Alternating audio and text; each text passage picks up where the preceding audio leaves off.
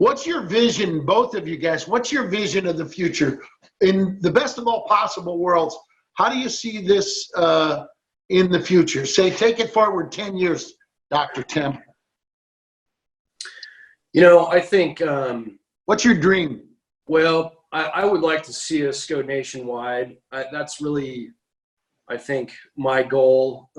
If we can kind of wake folks up as to what we're trying to accomplish and get some momentum going, I could see us doing multiple clinics across the nation on a monthly basis, given the right circumstances, and just, you know, and this could very well be a model going forward as to how we triage and treat veterans that are on the street, that are not, maybe not even on the street, that just don't have access to care. Right.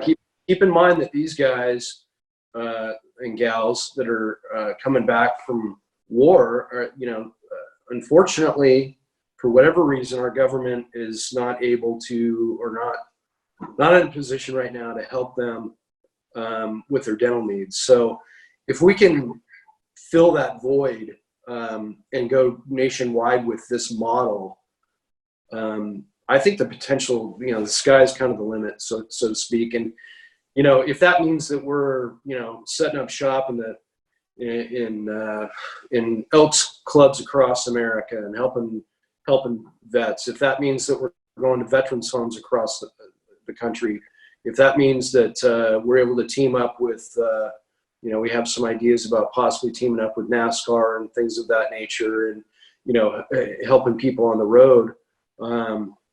I just think the sky's the limit. I think we can really leave an impact.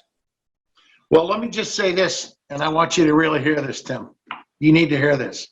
You're a humble man and a good man, and I so honor you and respect you for doing what you're doing, because that field of expertise where you're showing other doctors and dentists and healers what is the proper way to be in the oath of Hippocrates: do as much good as you can, refuse no service, and first do no harm.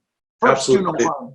And one of the biggest and most harmful things that can happen for veterans and suffering people is people to look away from them. There's a great line by Elie Wiesel. He said, hate is not the enemy of love, it's indifference. That's what hurts us the most. Absolutely. And I just think that, you know, given the right circumstances, we can do better and we will do better. There's got to be a better way. You know, I've been fortunate to have a private practice now for almost 25 years, and I've lived that dream and just been affiliated with some wonderful individuals that are like family to me. And, you know, if I'm able to kind of parlay that and like I said, just give back, there's no greater gift than that. There's a line that teaches that inspire comes from the Greek term to breathe in the spirit, in spirit. Yep. And I hope everybody breathes in Dr. Tim today. Steve, what's your theory? What would you like to see happen? What's your dream for this? Yeah, so I mean, my dream for this organization is pretty similarly aligned with Tim's. You know, Christina Smile, when they were kind of at their peak, they had 3 of these 53-foot mobile dental units traveling the country. You know, they had essentially East Coast, West Coast, and then kind of a Midwest, and they would follow the PGA, senior PGA golf tour. And whenever they would roll into, for instance, Pebble Beach, dentists like Tim would go down and volunteer for a day or two in Salinas or, you know, neighboring areas to take care of the underprivileged kids. Impoverished areas and areas where there was need. Yeah, so they had 3 of these things going, and they were sponsored by Roadway Trucking, and, you know, they were very fortunate, as Diane puts it, so I'm using her words, fortunate in the networking and the sponsorships that they picked up to be able to go. I mean, they had Roadway Trucking was basically taking these things wherever they wanted to go. Oh, we need it in, you know, Michigan, one was in Michigan, and it was all scheduled out. They were sponsored by Patterson dentist, the dental products. They supplied them with all this stuff. They had in their prime, they had title sponsors that were taking care of a lot of the taking all the logistics off their hands. We're going to be looking to do that too. We are going to be reaching out to some of the previous sponsors. Diane is on our board as an advisory board member and has offered to reach out, to the old sponsors and kind of, hey, we're getting the band back together, just a little different. Right. And we're certainly going to entertain that, to entertain those possibilities. There are other sponsors that we'll be going after. But I think, so yeah, 3 trailers, why stop at 3? I mean, you asked about 10 years from now, let's have 20 of them. Let's have this to where there's veterans anywhere in the country that can go to possibly be offset by what the VA is doing. I mean, there's nothing saying that we could potentially be getting grants from the VA to offset the work that they're trying to do. They are currently, looking into expanding the dental care need. I mean, everyone talks about they talk about, but it's no denying. Mike, you and I worked with the Warrior Research Foundation to make a documentary called Echoes from Afghanistan, which addresses the epidemic going on right now around suicide. They say 22 a day, but that number fluctuates. It's been higher than that, it's been lower than that. But to think that 22 veterans a day are taking their lives from all different eras,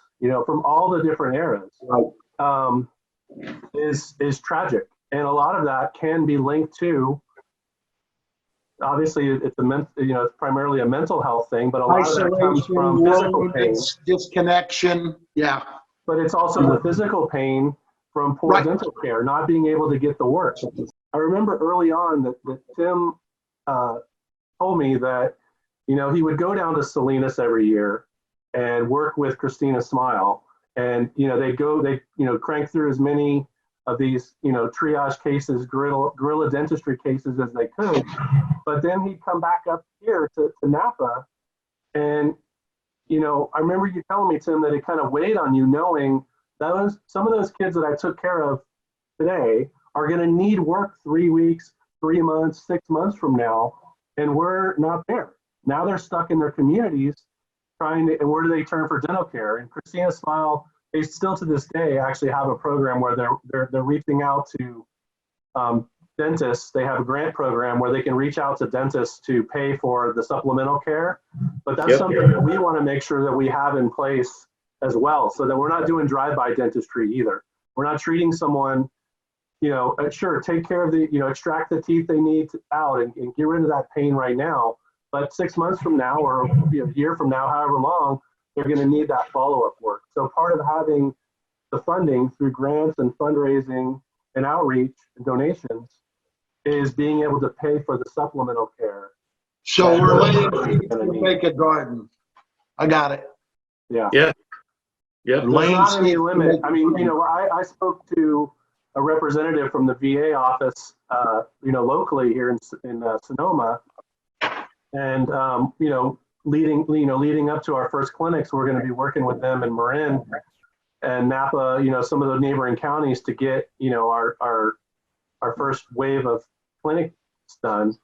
So, I said, well, how many veterans do you have on your, you could think of that might need this care, And she said, like, well, just in, Sonoma, Napa, and Mendocino, there's like 800, and we're talking about doing a clinic where we can take care of maybe 40 a day.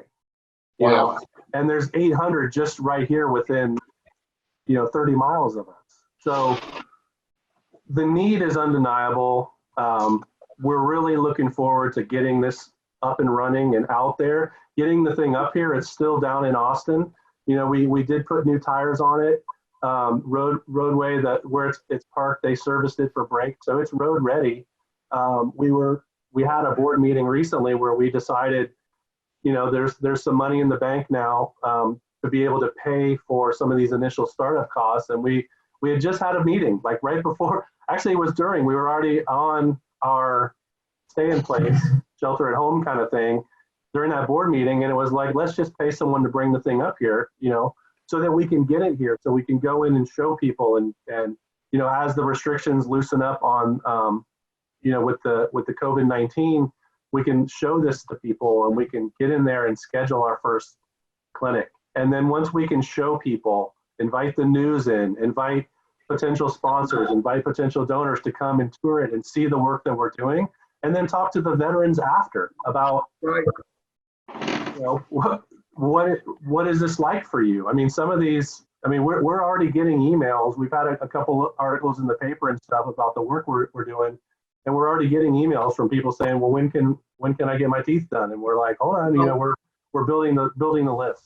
Thank you for joining us in the Barracks. To learn more about our hosts, guests, and how to support V.E.T.S Mobile Dental Unit, visit www.inthebarracks.org.